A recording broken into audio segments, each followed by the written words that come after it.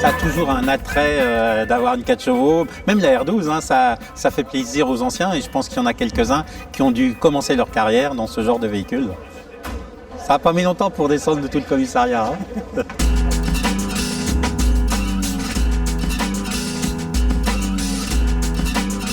Vous avez tous le permis de conduire?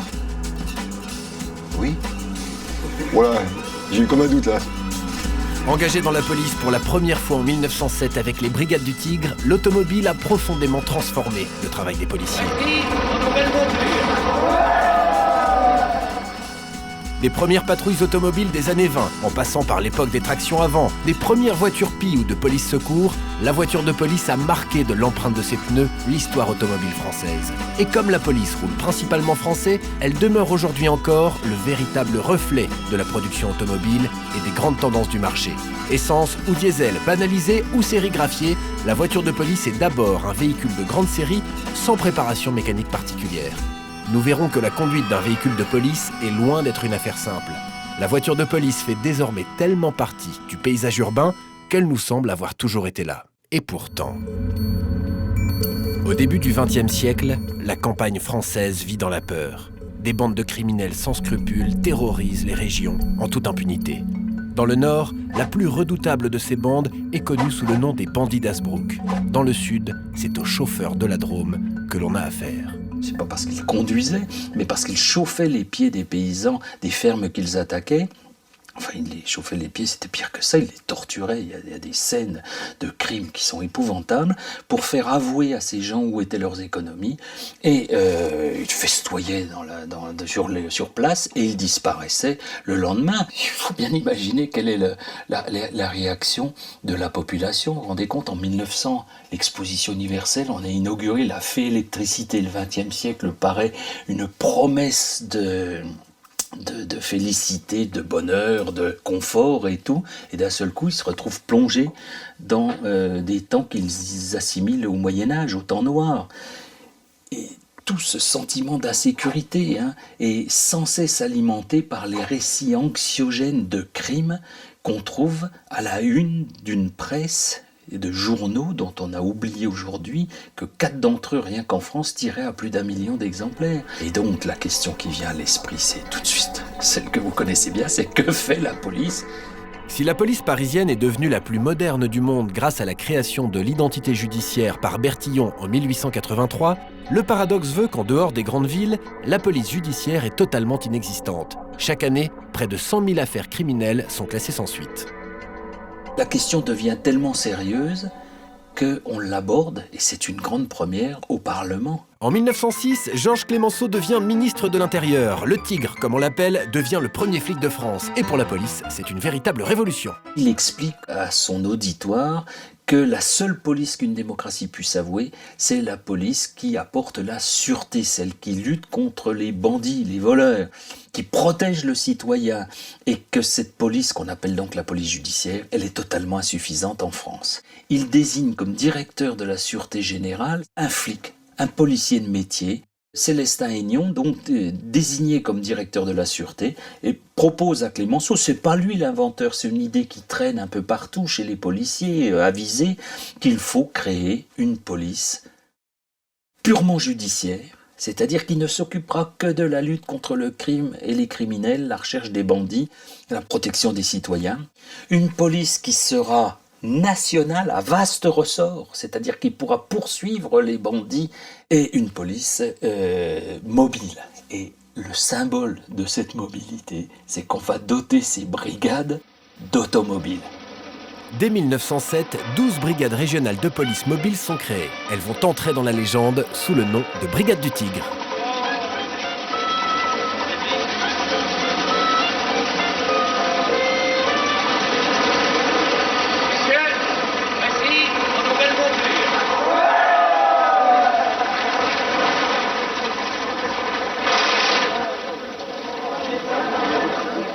Messieurs, vous aurez fait le temps pour faire connaissance. Je vais vous ranger devant les voitures, m'écoutez un instant, s'il vous plaît. Bon, mes amis, vous voilà armés, équipés, organisés, comme n'a jamais été service de police judiciaire. Maintenant, vous n'avez plus d'excuses. Dans mon service, je n'admettrai aucun fiasco. Il me faut des résultats. L'automobile, au départ, c'est la marque de fabrique de la criminalité, d'une criminalité évoluée, utilisant à plein les ressources de la modernité. Puisque les malfrats s'équipent d'automobiles, de grosses Panhard et Levasseur, et pas de petites automobiles. Ils avaient toujours l'intérêt de voler de très très grosses berlines de voyage qui permettaient d'aller loin et vite. Enfin, ce qui s'entend par vite, c'est-à-dire que ça roulait à 40 ou 50 km/h maximum. Et donc de ce fait, il fallait bien que la police suive.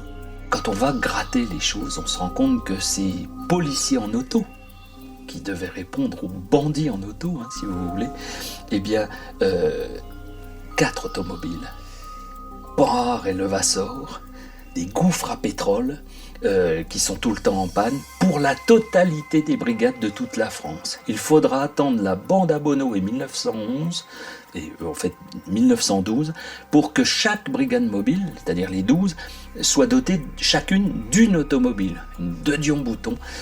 C'est vous dire qu'on est quand même très très loin de la mobilité annoncée. Mais il n'en demeure pas moins que le mythe existe encore aujourd'hui. Les brigades mobiles, qu'on va donc appeler les brigades du Tigre, c'est des flics en auto. C'était des voitures qui avançaient à 30 km/h. Il faut bien être conscient. C'était des petits moteurs Renault de Dion. Donc c'était pas de la fulgurance. En 1911, l'affaire qui défraye la chronique, c'est celle de la bande à Bonneau. Jules-Joseph Bonneau et sa bande mettent au point une technique criminelle simple, mais révolutionnaire. Utiliser des automobiles pour commettre leur forfait et s'enfuir. La bande à Bonneau, c'est vraiment quelque chose d'intéressant. C'est la rencontre du banditisme crapuleux, j'allais dire, et puis d'un idéal politique, idéologique, qui est l'anarchisme. Le processus qui aura un gros succès par la suite, hein, ça consiste à voler une automobile la plus puissante possible. Elles sont rares à l'époque. Hein. En 1910 ou en 1915, il y a une voiture ou 2 voitures par canton. C'est soit le maire, soit l'avocat, soit le médecin, et encore, c'est la haute bourgeoisie qui possède une automobile. Ils opèrent beaucoup à Paris, bien sûr, mais ils vivent en banlieue, parce que justement, en banlieue, on est dans une sorte de no man's land de policiers, il y a beaucoup moins de policiers. Ça commence par le premier hold-up à l'affolement, comme on l'a appelé à l'époque, rue Ordener. Hein. On attaque un garçon de recette et on s'enfuit en automobile. C'est un hold-up dans une banque, Société Générale, si je me souviens bien, à Chantilly, et on s'enfuit en automobile. Ces jeunes gens un petit peu grisés, hein, sans doute aussi par l'impuissance de la police, une espèce de sentiment d'impunité, vont se mettre à en faire trop, évidemment. Et pris plus ou moins dans un embouteillage, les membres ils sont 4 dans la voiture de la bande à Bonneau, sont interpellés par un gardien de la paix pour des raisons tout simplement d'excès de vitesse, on dirait aujourd'hui, de circulation. Hein. Et l'un des passagers de l'automobile lui décharge son revolver. Cernés par toutes les polices, les jours de la bande sont comptés. Si les brigades mobiles ont poursuivi la traque sans relâche, c'est la police parisienne qui met un point final aux agissements de la bande à Bonneau. Ça donnait lieu à des choses insensées. On est venu par centaines de voitures et de calèches de Paris pour assister à l'assaut final qui est mené avec des militaires, une compagnie de zouaves, des mitrailleuses. Enfin, c'est tout juste si on n'a pas tiré au canon. Ironie du sort, c'est dans un garage que Bonneau trouvera la mort. On pouvait les arrêter sans toute cette mise en scène, tout ce spectacle, dont la police n'est pas sortie grandie, parce que d'une certaine manière, ça a fait, on le voit bien à travers le cinéma à l'heure actuelle, hein, de Bonneau, une sorte de mythe, hein, de martyr tué par la République bourgeoise. Bon, on est loin de la réalité, hein, bien sûr. La folie meurtrière va bientôt s'étendre à l'Europe tout entière. Le 3 août, l'Allemagne déclare la guerre. Le 4, elle envahit la Belgique et le Luxembourg. Les troupes allemandes foncent vers Paris, avant d'être stoppées net sur la Marne. Les 600 taxis du même nom, des Renault AG1 pour la plupart, vont se couvrir de gloire. Tout au long de ces 4 années, la guerre industrielle va consacrer l'emploi des véhicules automobiles. La production de voitures a explosé, mais les policiers de l'après-guerre, eux, devront attendre. Dans la France de 1920, ils sont encore majoritairement piétons. Ces policiers qui sont, faut jamais oublier, qui sont affectés, j'allais dire à vie, au même arrondissement et même au même quartier, au même îlot, donc ils connaissent les habitants et on y tient à cette connivence. On a son gardien de la paix comme chaque gardien de la paix a ses concierges. C'est vrai que ces gens intervenaient en cas de crime, d'agression, de vol, mais leur vrai travail c'était d'empêcher.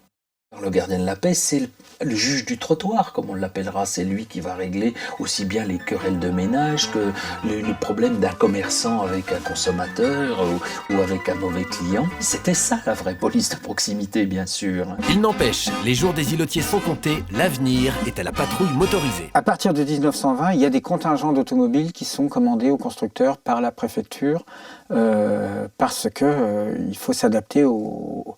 C'est comme pour un marché commercial, il faut s'adapter aux lois du marché. Ben là, pour la police, il faut s'adapter aux lois du marché dans lequel on travaille. On veut des véhicules qui soient surtout pas technologiquement avancés.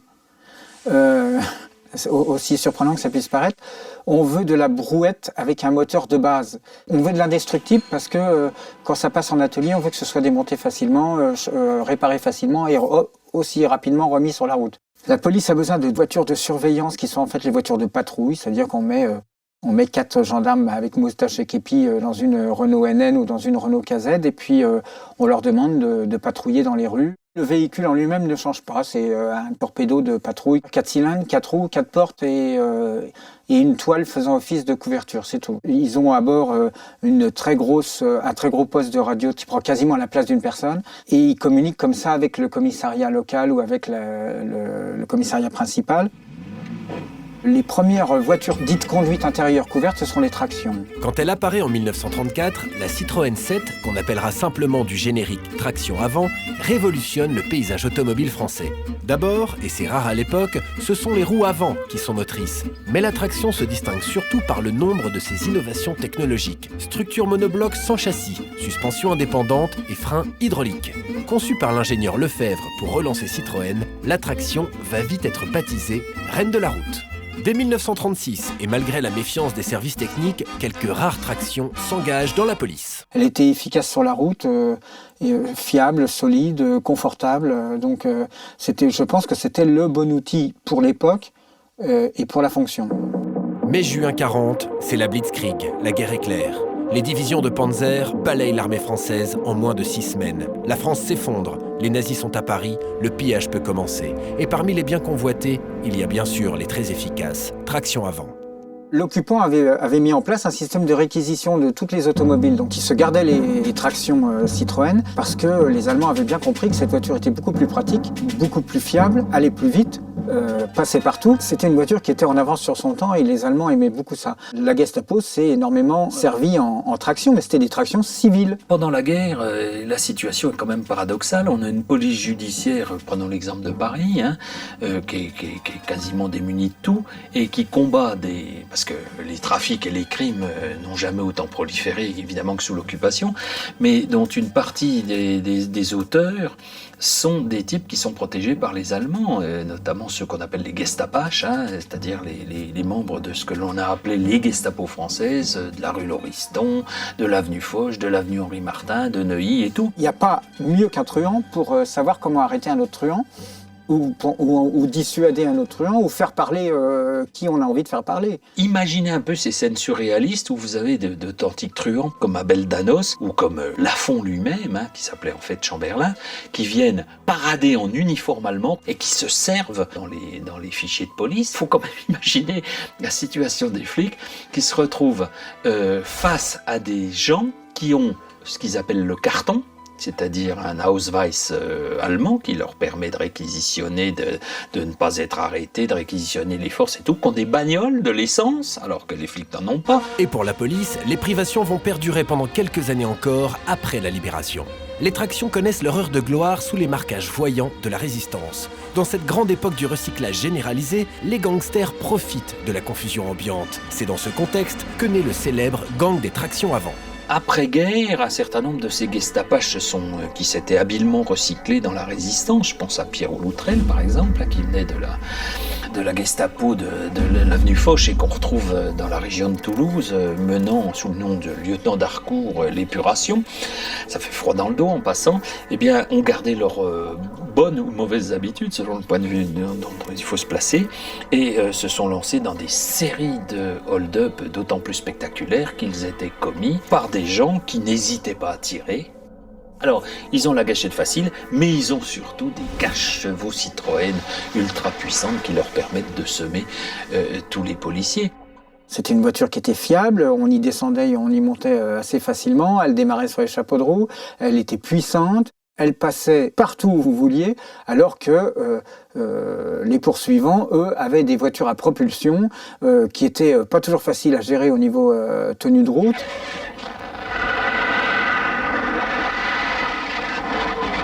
La fin du gang des tractions avant, c'est quand la police s'est acheté des tractions avant 15-6.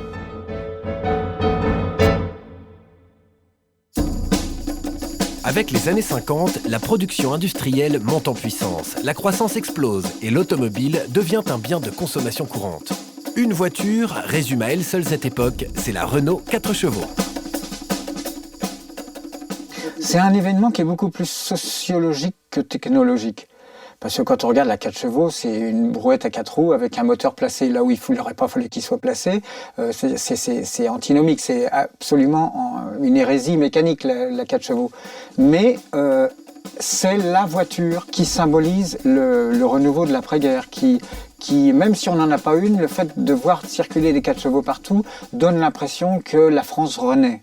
Dans le but de renforcer la sécurité de la voie publique, la police parisienne vient de lancer une nouvelle offensive, celle des patrouilles urbaines. À bord de 4 chevaux spécialement équipés et en liaison constante par téléphone radio avec les services centraux, les agents vont rappeler aux conducteurs les règles de la circulation et arrêter l'automobiliste qui se permet une vitesse dangereuse. Ne vous fiez pas à l'allure débonnaire de la voiture de police, elle peut monter à 130.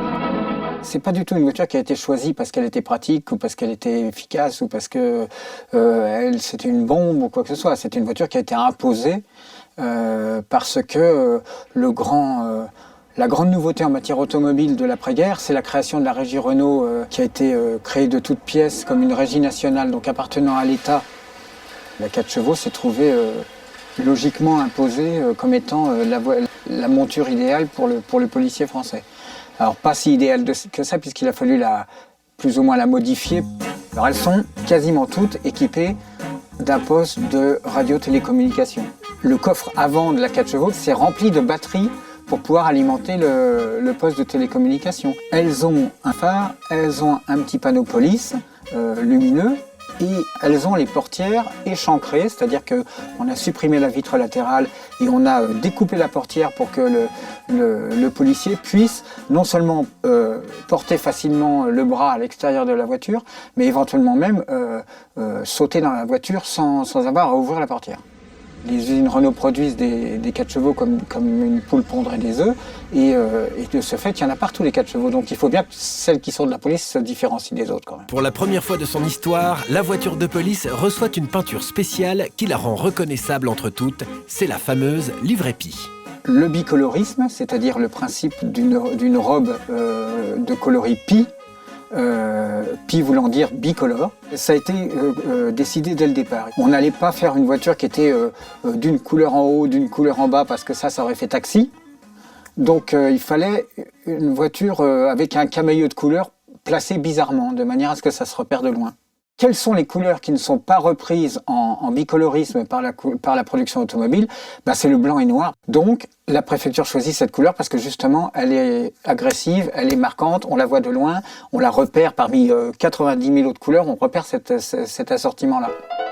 L'autre véhicule noir et blanc qui va devenir populaire, c'est celui de police secours, une tradition policière très prisée des usagers. Le fourgon, alors c'est un fourgon police secours, existe bien avant le dit panier à salade. À la fin des années 1928 très précisément, on a eu l'idée de créer ce qu'on a appelé police secours. qui a beaucoup impressionné les gens, c'est qu'ils intervenaient en automobile avec ce qu'on appelait des voiturettes Renault, qui étaient d'une petite voiture, mais qui leur permettait de se déplacer et d'intervenir rapidement. On est bien, alors à la fois toujours dans cette idée d'une police extrêmement sympathique, positive, au service du citoyen.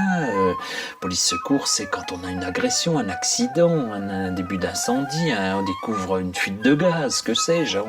Et puis après la guerre, on a utilisé des véhicules, alors pas en noir et blanc, très reconnaissables, sur lesquels se trouvait écrit police secours. Avec son nez busqué, ses gros yeux ronds et sa tôle ondulée, le Citroën Type H est sans conteste la vedette des fourgons de police. Le panier à salade, c'est lui. Quand Citroën sort son Type H, c'est un véhicule suffisamment pratique pour que la police s'y intéresse. Et il a un intérêt primordial, c'est que la police sait réparer les tractions, puisqu'elle en a déjà depuis un certain nombre d'années. Or, le Type H utilise le moteur de la traction. On les appelle paniers à salade parce qu'ils étaient munis sur les ouvrants extérieurs de grillages pour éviter les projectiles. À une époque, les grillages étaient à l'intérieur pour éviter que les malfrats qui avaient été stockés à l'arrière du fourgon ne cassent les vitres. Et puis, les mœurs changeant, avec les manifestations, finalement, les grilles ont été mis à l'extérieur pour éviter les projectiles venant de l'extérieur et non pas de l'intérieur. Le 6 mars 1956, voit la présentation au Palais de Chaillot de la Dauphine. Les femmes adoptent d'emblée la Dauphine qui sera aussi... Elles ne sont pas les seules, puisque la Dauphine s'impose naturellement en remplacement de la 4 chevaux. Un système se met en place, il va durer longtemps. La logique a voulu que dans la police, on choisisse les 4 chevaux, et ensuite on a pris l'évolution de la 4 chevaux qui était la Dauphine, et après on a pris l'évolution de la Dauphine qui était la R8. C'est tout simple, et même si quelques variantes plus sportives comme la R8 Gordini font leur apparition, la police se dote systématiquement des véhicules de la régie Renault dans leur version la plus banale. Les frégates des inspecteurs de police ou les 403 des inspecteurs de police arrivent à bout de course. Ce qui remplace la frégate, c'est la R16. Ce qui remplace la 403, c'est la 404. Et ben, dans la police, on a des R16 et des 404 dans les années 60. On n'a toujours pas de Citroën, parce que chez Citroën, il n'y a que la 2 chevaux et la DS. La 2 chevaux, on n'en veut pas, c'est poussif. Et la DS, c'est les ministres. En attendant le retour des Citroën sous le képi, la police va puiser dans les catalogues des marques françaises. Et comme la police est une administration populaire, elle se dotera des voitures populaires du moment, celles que tout le monde a vues un jour ou l'autre dans sa famille. Au Simca 1100 et au R12 des années 70 succéderont les Renault 5, utilisés surtout pour la circulation, mais aussi les R14 et R18, tant en version Pi que banalisée.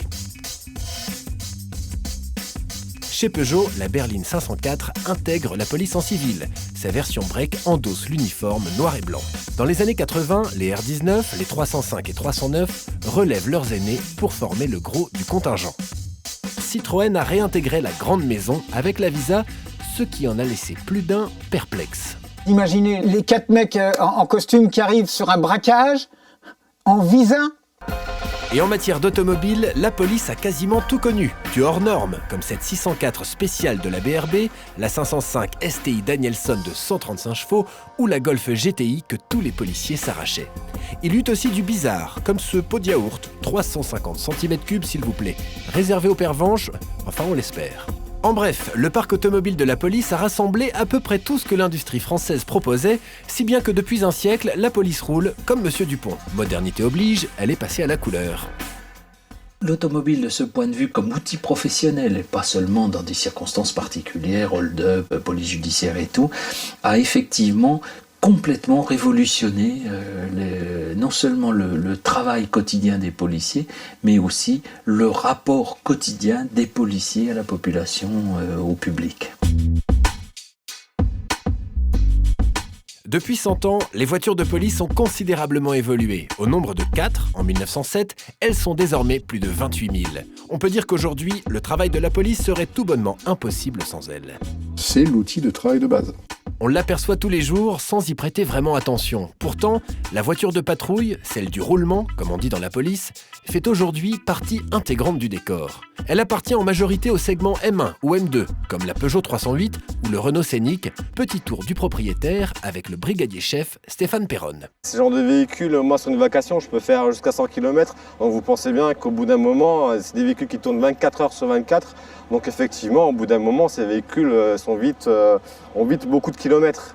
Donc c'est des véhicules qui partent assez vite quand même. C'est un des véhicules qu'on possède le plus avec les 308 maintenant actuellement, 307. Ouais. C'est un bon véhicule. On est un peu en hauteur, donc on voit un peu plus loin que dans les autres véhicules type 308 qu'on a. Donc, ça c'est quand on patrouille et qu'on reçoit des jets de cailloux ou autres objets contendants sur la carrosserie. Vous avez même 2 impacts, vous voyez. Un impact, 2 impacts, ici. Vous avez une usure un peu particulière. Donc le frottement continu que vous avez au niveau des menottes et des armes chaque fois que vous asseyez, et ben vous avez ça. Vous avez des usures de part et d'autre. Vous voyez là-bas, même de l'autre côté, le fait de se lever, c'est usé. Regardez, vous avez une paire de menottes. Et vous voyez, elle est bien abîmée, l'usure. Mais bon, chez moi ça accroche en tout cas. Voilà. C'est un objet pour nous qu'on utilise pour se déplacer, c'est tout. C'est vrai que l'essentiel des missions aujourd'hui pour les policiers se fait en voiture. Et c'est pour ça qu'on attache une très grande importance au ministère de l'Intérieur à ce que les véhicules de la police soient opérationnels tout le temps. Nous, ce qu'on essaie de faire, c'est d'avoir des véhicules équipés, bien équipés, qui protègent les policiers et qui leur permettent de travailler dans des conditions correctes. J'ai plus d'équipage pour moi, quant à présent. On fera le traité commun. La conduite d'un véhicule de police, c'est assez particulier quand même. Quand vous patrouillez, vous êtes là, le chauffeur n'est pas là que pour patrouiller et rouler et me faire du 60 km/h pendant 8 heures. C'est pas la mission qu'on lui demande. Donc il doit patrouiller d'une certaine façon, donc à petite allure. Donc à très petite allure. Souvent, vous voyez un fonctionnaire de police, il patrouille, il est en deuxième, il faut tout regarder. Les gens qui marchent, les gens qui sont dans les véhicules, quand on les croise, il faut avoir le temps de les voir, de regarder s'ils sont en infraction, de voir si vous avez un déflecteur arrière d'un véhicule qui est cassé, ça pourrait être un véhicule volé. En plus de cela, il faut aussi qu'ils fassent attention à la circulation. Vous avez un feu stop qui ne fonctionne pas à l'arrière, il faudra le changer. J'ai un feu stop ? Oui. Je suis désolé. Non, c'est pas grave, on est là aussi pour vous le dire. Peut-être que j'ai touché, il était cassé. Mais il faudrait votre permis de conduire, s'il vous plaît, monsieur, et l'assurance. Oui, monsieur. India Oscar November, masculin. 16 octobre 81. Pour le permis, c'est bon. Ouais. Parfait. Vous venez de l'avoir, oui, on voit ça. La prochaine fois que je vous croise et que c'en est encore resté là, je verbalise. D'accord ? Oui, monsieur. Allez, au revoir. Merci, bonne journée. C'est où ? Derrière nous. Derrière nous. Ouais. Balisé. Bonjour. Oui, vous cherchez quelque chose ? Ouais, on a une dame. Pour un malaise, ouais. Ouais, d'accord. Le collègue apparemment derrière l'a vu. Vous nous suivez, ça doit être plus loin, un peu plus loin. Ah, c'est pas au 554. Vous voyez ça, le collègue, il l'a vu, puisque la circulation, elle s'est faite à petite allure. Voilà, ça doit être ça.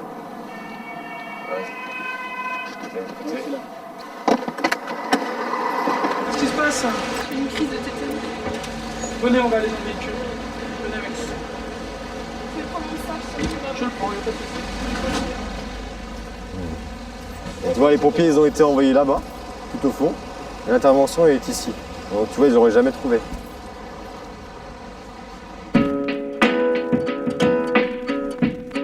Les voitures de police ont la vie dure. C'est comme votre voiture, si vous faites le fou avec, ça casse. Heureusement pour elle, le garage est à la maison et il y a tout ce qu'il faut pour se refaire une beauté. Si ce véhicule est au roulement, c'est-à-dire tout ce qui comporte police-secours, disons, c'est un véhicule qui peut atteindre 50 000 km dans l'année. Il tourne 24 heures sur 24, alors ce qui nécessite pas mal d'entretien. Pratiquement tous les mois, il y a une révision à faire. On fait des révisions sévérisées. C'est vrai que ce qu'on appelle le multiplexage, c'est-à-dire la multiplication de l'électronique dans les véhicules, a rendu l'entretien pas forcément plus complexe, mais en tout cas plus délicat. Et sans valise de diagnostic, on ne peut pas entretenir ces véhicules. Donc la police nationale s'est dotée dans ses garages des valises de diagnostic nécessaires à l'entretien des véhicules de chaque marque, qui complique l'entretien des véhicules en police. C'est pas tant l'électronique que la nécessité de déposer et de remonter les équipements spécifiques quand on fait l'entretien. C'est quand même des véhicules qui sont pas mal sollicités, donc ça s'use quand même pas mal, quoi. Faut beaucoup de kilomètres en peu de temps et... Les poussoirs étaient usés en fait, et l'arbacam aussi, donc on a remplacé l'arbacam et les poussoirs en fait. Quelquefois ça arrive qu'on ait des boîtes de vitesse qui cassent aussi, et des fois des moteurs, mais bon. Il n'y a aucune modification, comme beaucoup de personnes pouvaient l'imaginer, ou ils sont vraiment toutes d'origine, quoi. Les plaquettes de frein sont changées tous les 15 000 km en gros. Et les disques c'est tous les 30 000, quoi, disons, tous les 2 révisions.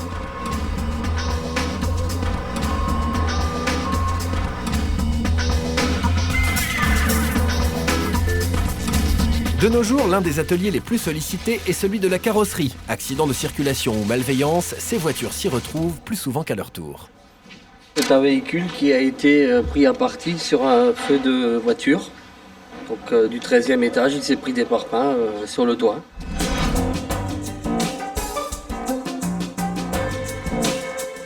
Quand c'était des petits cailloux, maintenant c'est des gros parpaings.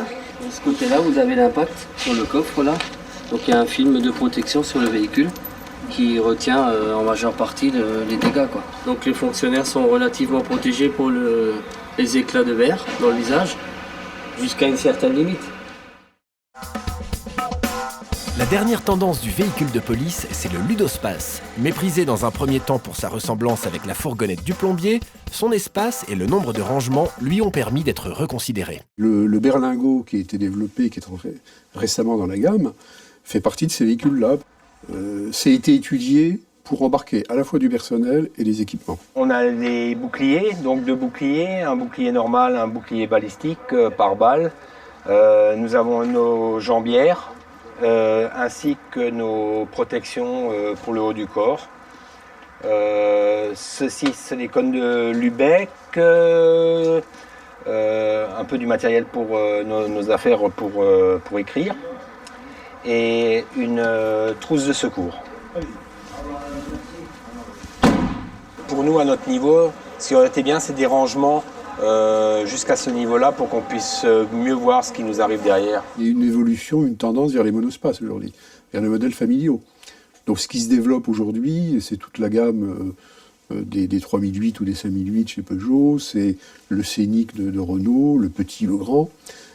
C'est les ludospaces, donc les Kangoo, les Panthers. Ce qui se développe aujourd'hui, c'est ça, c'est la familiale compacte. Oui, bonjour, 240 Alpha dans le réseau 1+2.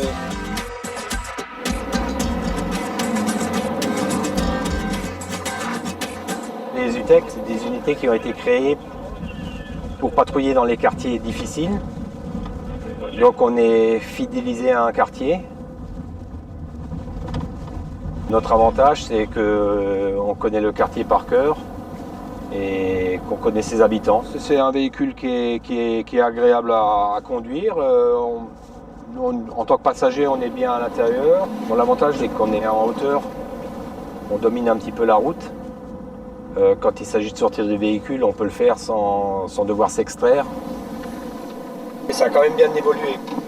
C'était des véhicules utilitaires, mais qui ont été, je pense, améliorés pour notre confort.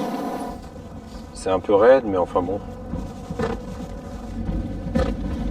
On part pas en vacances non plus. Ces voitures de police qui quadrillent le territoire font maintenant partie de notre quotidien. Impossible d'imaginer la rue sans elles. Même quand vous dormez, elles continuent de rouler 24 heures sur 24 et 365 jours par an. Elles sont là.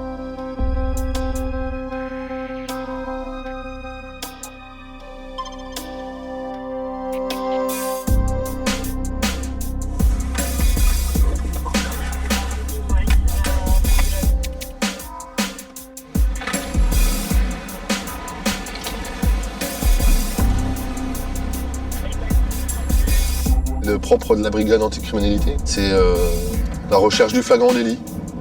Donc on patrouille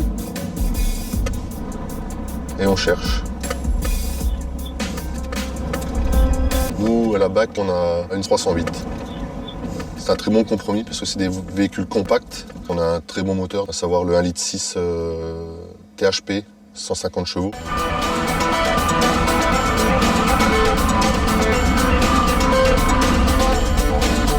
Bon, souvent, dans les quartiers, les petits jeunes qui viennent nous voir et qui nous demandent si les véhicules sont trafiqués au niveau moteur, bien sûr. Donc, on dit que non, c'est des véhicules d'origine. Et souvent, on ne nous croit pas en plus. Dès qu'on a un nouveau véhicule, la première fois que tu rentres dans un quartier, ils nous reconnaissent tout de suite. Hein. De toute façon, dans un quartier, on fait tâche tout de suite. Nous, c'est déjà arrivé que les collègues qui fassent des planques et puis le lendemain, le numéro était tagué, le numéro du véhicule était tagué sur un mur, quoi. Même si toi, tu es sûr de toi au volant, il faut faire attention à la circulation, à tous les autres usagers de la route, quoi. Parce que bien souvent, les gens ne sont pas habitués à voir arriver un véhicule de police dans leur dos à une très grande vitesse où, bien sûr, ils ne regardent pas, ils ne voient pas le gyro. C'est-à-dire qu'il faut toujours être prêt à anticiper une erreur de conduite. Quelles que soient les interventions, quel que soit le jour, le moment, c'est jamais la même conduite. Donc il n'y a rien d'acquis, jamais. Tous les jours, je conduis, enfin toutes les nuits. Et l'essentiel, ouais, c'est de commencer la vacation et surtout de la finir en entier. On a perdu un collègue en décembre 97, il a franchi un feu rouge et donc ça lui a été fatal, quoi. Ça a refroidi beaucoup de monde et on veut surtout pas revivre ça, quoi.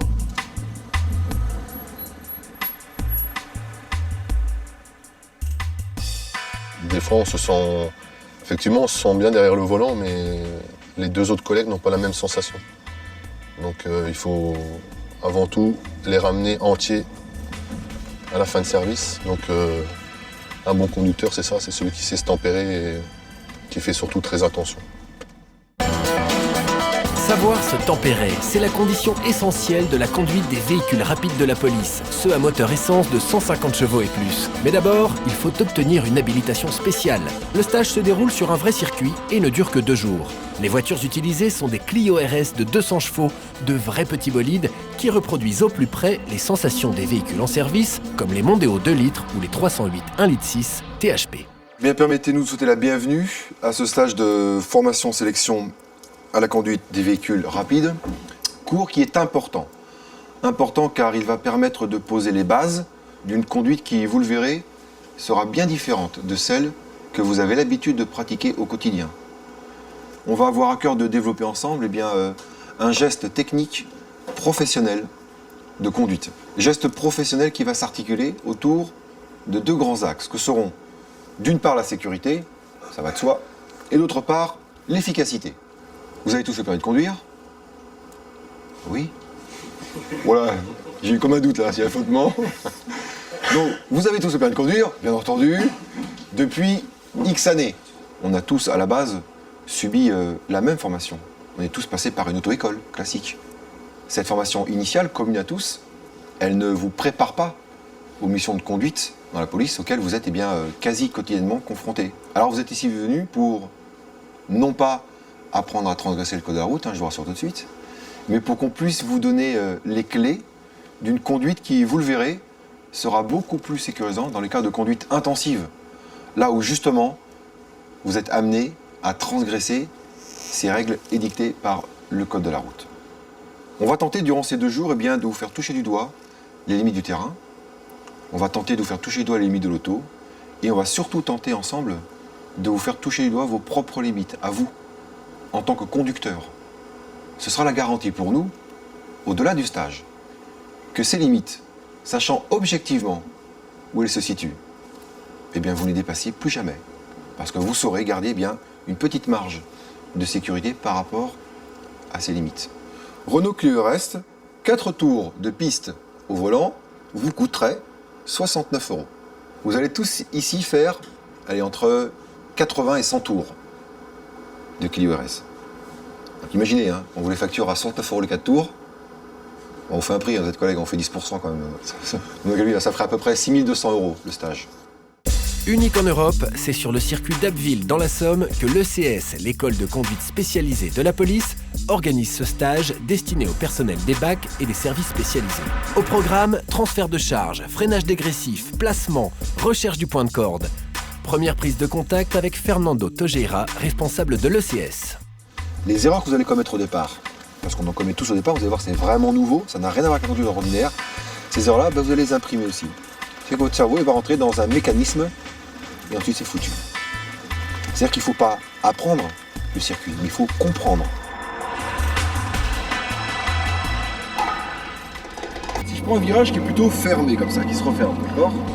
Le point de corde pour toi, il va être plutôt tardif ou précoce ? Plutôt précoce.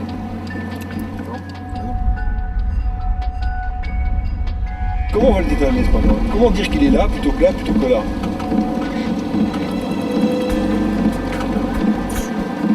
Bonne question, Plus le virage va être fermé comme ça, plus le point de corde va être tard, il va être loin, puisque tu ne vois pas la sortie. Ouvert ou fermé celui-là ? Celui-là, il est fermé. Non, il est ouvert. Non, il est dans le boîte, d'accord. Comprends, ouvert, c'est très peu de volant en fait. Fermé, c'est il se referme qui.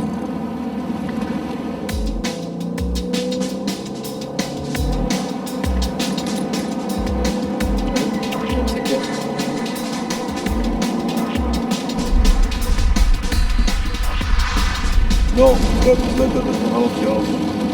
On ne rétrograde pas avant de freiner. Ne te précipite pas, on va pas aller vite là. On ne rétrograde pas avant de freiner. Oui.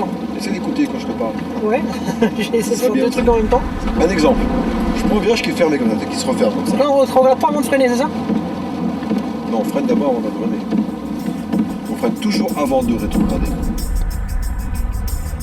Là, il va m'arriver de dire des conneries, je pense. Je pense aussi. D'accord. Nous, ouvert, c'est plus simple. Celui-ci est ouvert ou fermé celui-là? Il a l'air ouvert celui-là. Il est ouvert. En 3. T'as raison, tu dis qu'on est des fois.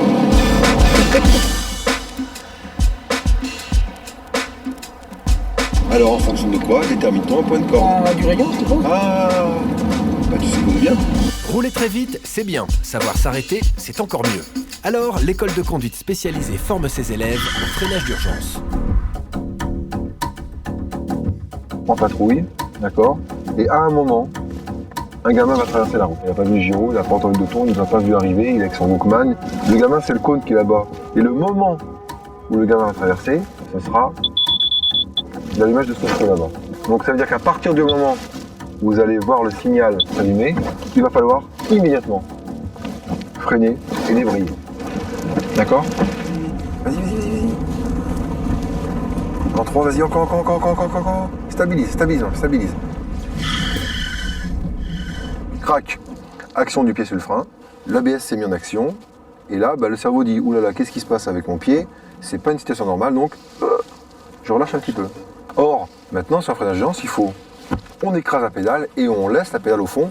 On fait confiance jusqu'à ce que la voiture s'arrête.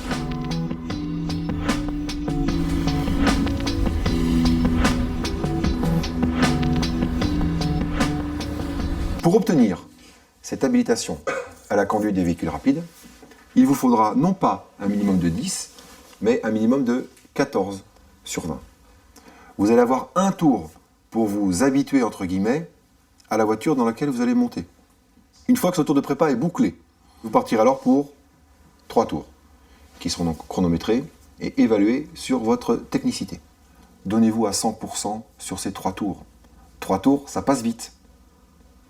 En tout cas, ce que je peux vous dire, c'est faites attention à ce chrono, dans le sens où ne vous focalisez pas sur le chronomètre.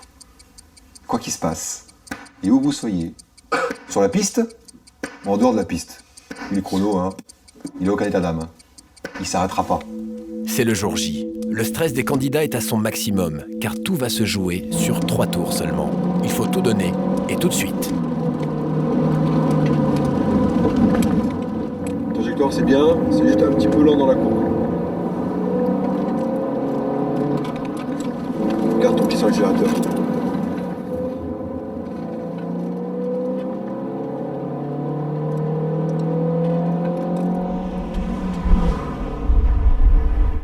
Sur le temps, 5-16 ici, tu peux faire beaucoup mieux. Et te fie pas au temps. D'accord. Fie-toi à ton ressenti dans la voiture surtout. D'accord. Voilà monsieur. Merci.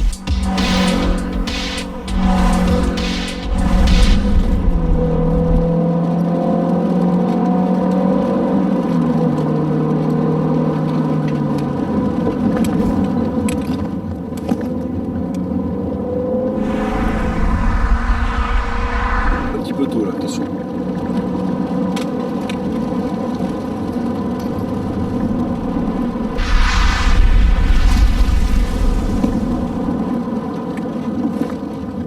La sélection est sévère. Seuls les plus aptes seront retenus. Lors des interventions, ce sera pour de vrai. Il n'y aura aucun droit à l'erreur. Fernando et les autres instructeurs le savent. Ils placent donc la barre très haut. Le fait que ton freinage ne soit pas tout à fait adapté, on reste sur un 13 sur le technique.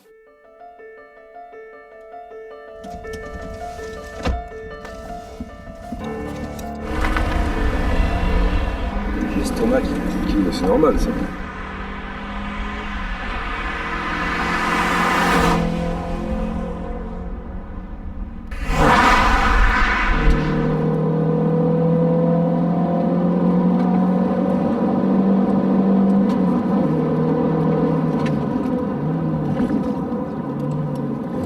Bonne vitesse d'entrée, donc garde avec tout ce qui est comme ça, accélère. Et encore.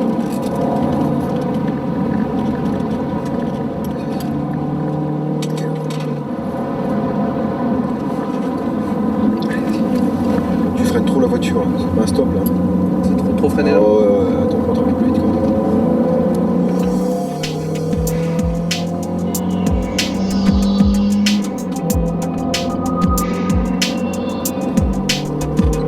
Ok, on refroidit, on coupe les codes.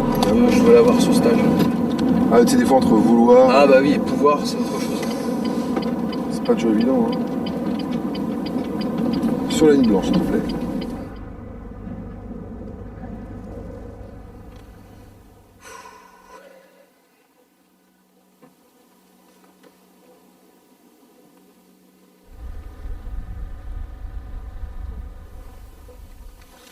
Alors regarde. 15,75. C'est bien, hein. Ça fait une belle connexion. Super. Reste concentré. Puis fais plaisir.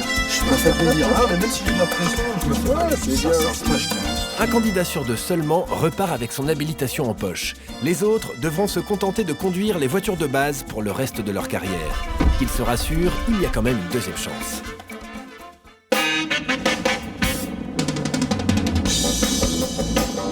De toutes les voitures de police qu'on a pu voir, il y en a quand même une qu'on aimerait bien oublier. C'est celle qui glace le sang quand on l'aperçoit sur le bord de la route. Elle n'a pas besoin d'être rapide, elle sert pendant des années et rapporte à l'État bien plus qu'elle ne coûte. Mais même si c'est pour la bonne cause, on n'arrive pas à s'y faire. Pourtant, elle aussi a bien changé. Alors les voitures sont quand même plus confortables. Cependant, on peut avoir déterminé qu'il est tôt, mais rentré trop tôt. Déterminé tôt, mais rentré trop tard. Attends, on va s'arrêter parce que t'as mis en route le gyro. Je sais pas comment, mais t'es trop fort. Des vrais.